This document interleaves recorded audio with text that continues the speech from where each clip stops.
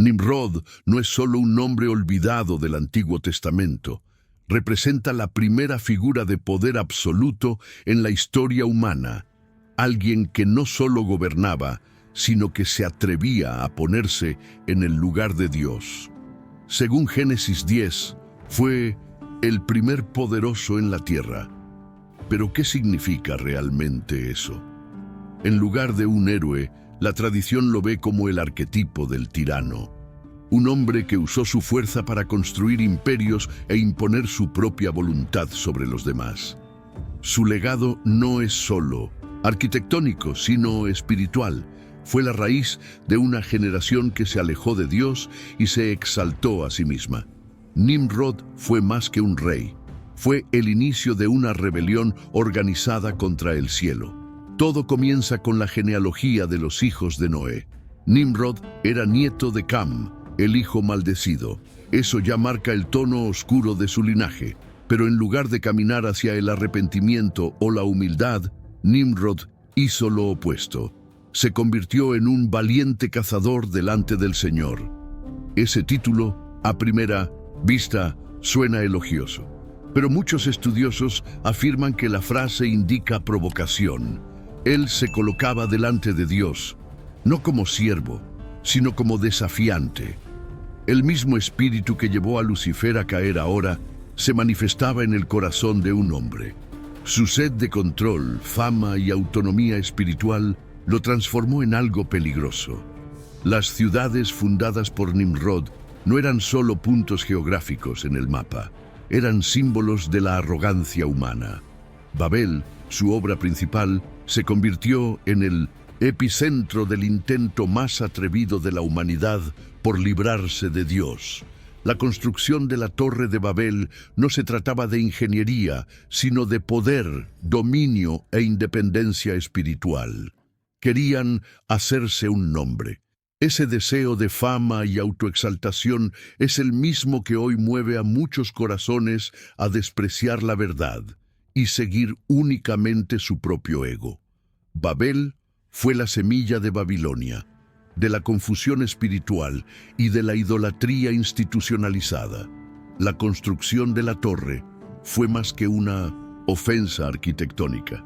Fue un intento literal de alcanzar el cielo por medios propios. Era como decir, no necesitamos a Dios, podemos llegar solos. Ese es el espíritu de Nimrod, una fe corrompida por la soberbia. La torre era la personificación del pecado colectivo. Cuando Dios descendió y confundió las lenguas, no fue solo para detener una obra física, sino para frenar un sistema de arrogancia que, si no se detenía, llevaría al mundo a la autodestrucción. La ruina de la torre también fue la caída del plan humano de autosalvación. Las tradiciones judías y algunos registros históricos indican que Nimrod fue el primero en promover cultos idólatras organizados. Se dice que instituyó el culto al sol e incentivó a que las personas lo adoraran como si fuera divino. Esa adoración a sí mismo no es solo un delirio de grandeza, es una perversión total de la espiritualidad. En lugar de llevar al pueblo a Dios, Él se colocó en el centro de la fe de los demás. Y eso es algo muy actual.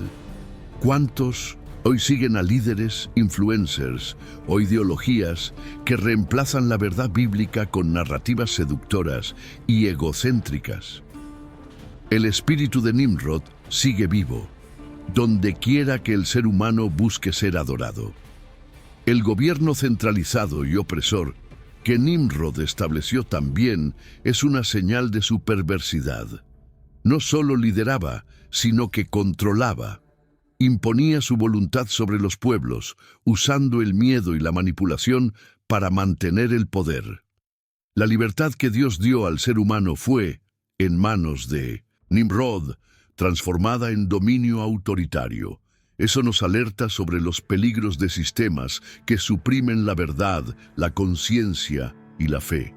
Cada vez que una autoridad intenta reemplazar la voz de Dios con la suya propia, estamos ante el mismo espíritu rebelde que nació en Babel. Ser como Nimrod no es solo una cuestión de idolatría explícita, es una actitud interna, es pensar que podemos construir nuestra vida sin depender de Dios, es planear, dominar, triunfar, todo sin oración, sin sumisión, sin temor. La torre que muchos construyen hoy no está hecha de ladrillos, sino de planes, fama, riqueza y estatus. Pero el final es el mismo: confusión, soledad y ruina.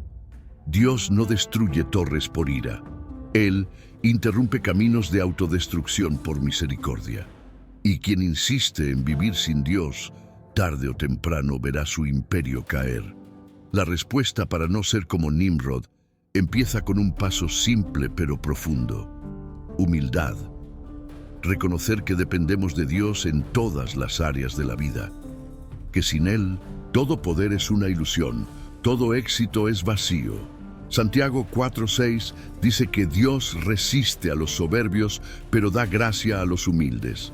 La verdadera fuerza no está en conquistar el mundo, sino en rendirse al Creador. Mientras Nimrod construía torres para sí, Jesús se humilló hasta la cruz. Esa es la diferencia entre el reino del hombre y el reino de Dios. Uno busca gloria, el otro ofrece salvación. Además de la humildad, debemos cultivar una fe obediente. La historia de Nimrod muestra que desobedecer a Dios puede parecer eficaz a corto plazo. Después de todo, él construyó ciudades, expandió territorios, ganó fama. Pero a largo plazo, todo eso se convirtió en ruina. Obedecer puede parecer un camino más difícil, más estrecho, pero es el único que lleva a la vida. Es mejor construir lento con Dios que rápido sin Él.